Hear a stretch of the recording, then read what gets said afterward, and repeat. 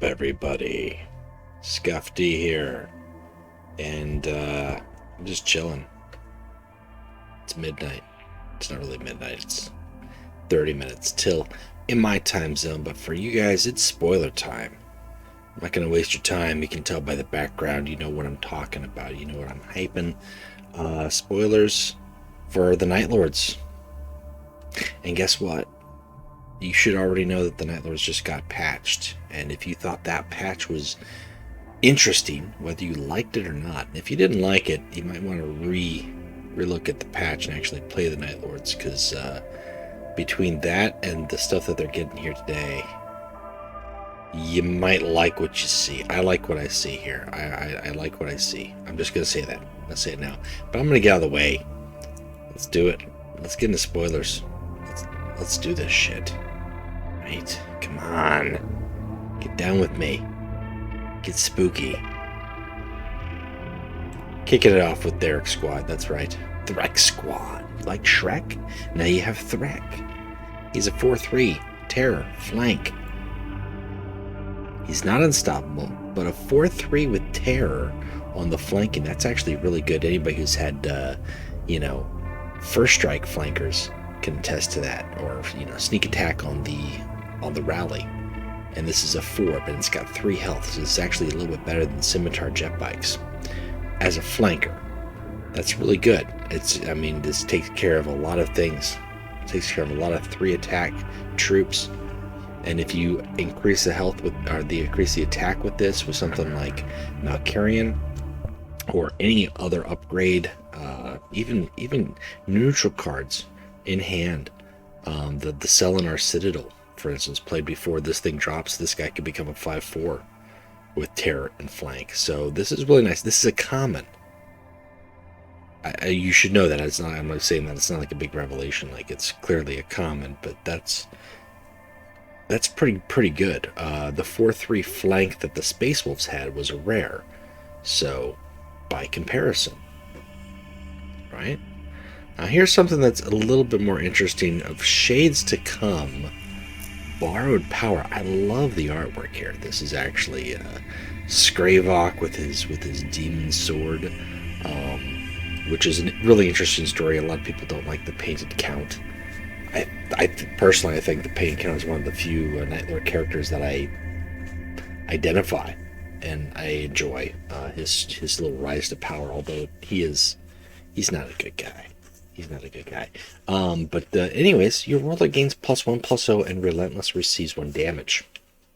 The Night Lords don't really have a way to increase their attack aside from troops like Atramentar or their Land Raider, which are late game troops, high end troops. Now, Atramentar just got a stat boost with the latest patch, so that's going to be a useful card. If you're not using Atramentar, you're not used to seeing Atramentar, get ready for it. But on top of that, this is a 4 that you can throw on your Warlord. You can actually put 2 of these on your Warlord. Comes with a price.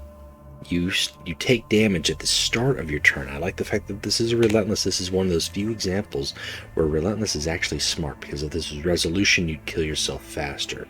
Relentless gives you 1 extra turn to do something with it. Now, we don't know if we're getting Skravok or we're getting Ophion yet.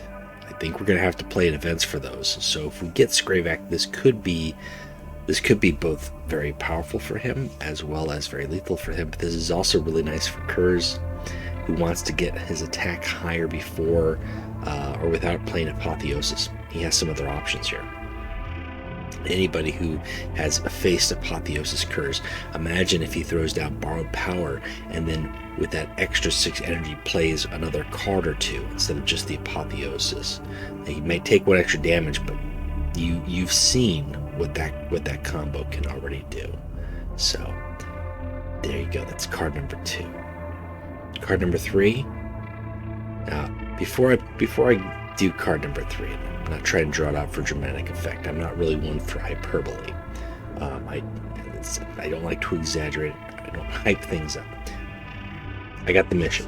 I got the Night Lord's mission.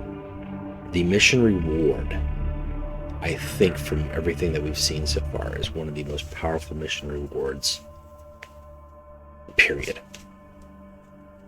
That being said, I do think that the mission itself is fair.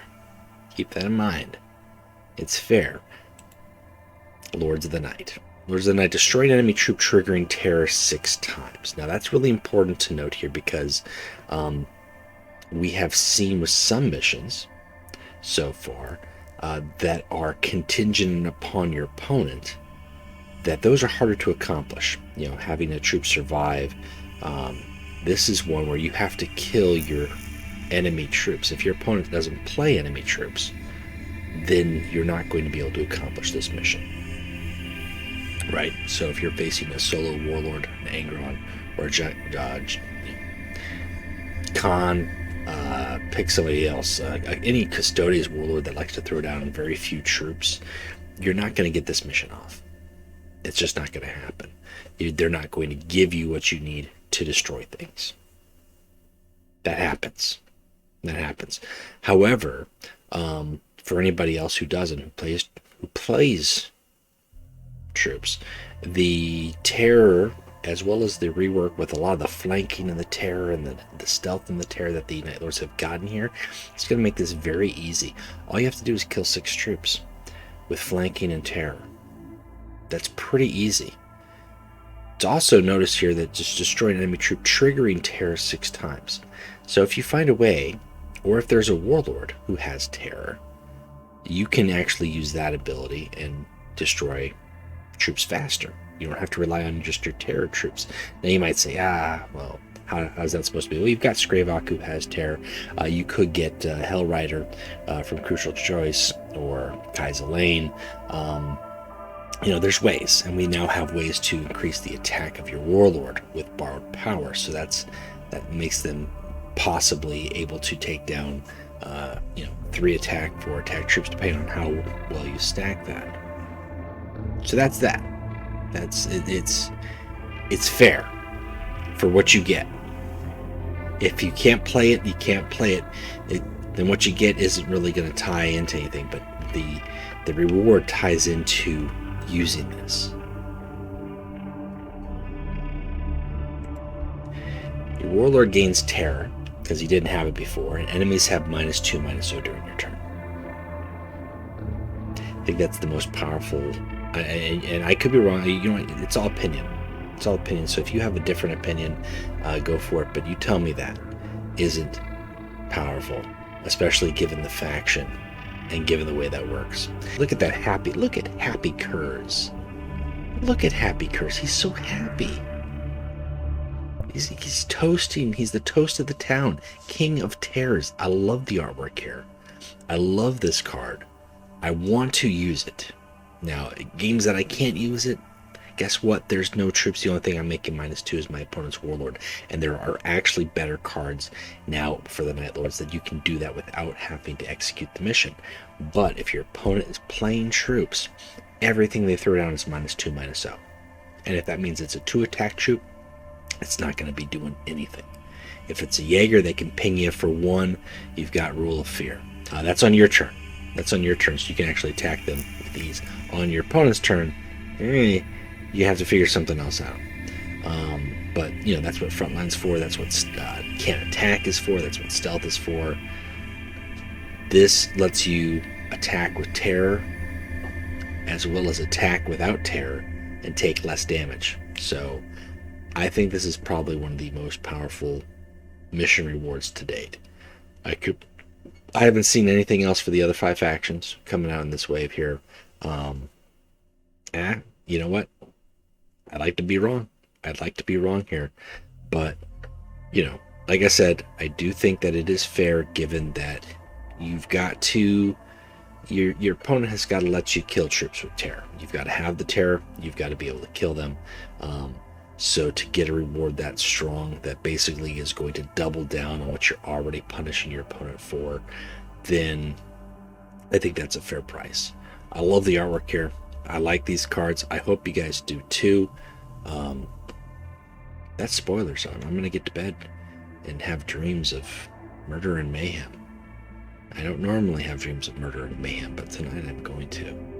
And I'm looking forward to getting these Galaxy in Flames cards, as well as whatever new warlords we're going to be getting, and playing the new event, playing the new campaign. Join me for that, won't you? And if you're excited, if you haven't already subscribed to the channel, please think about subscribing, or taking a look at the Warp Chatter podcast, which is hovering over my face. We're right next to it here. We're going to be talking about these cards. We're going to be talking about the Night Lords patch that's going to be coming up on Thursday. That episode is going to be dropping. We're going to be taking a week off for the holidays. And other than that, guys, I appreciate your time, and I hope this has been worth the wait. Has it been worth the wait?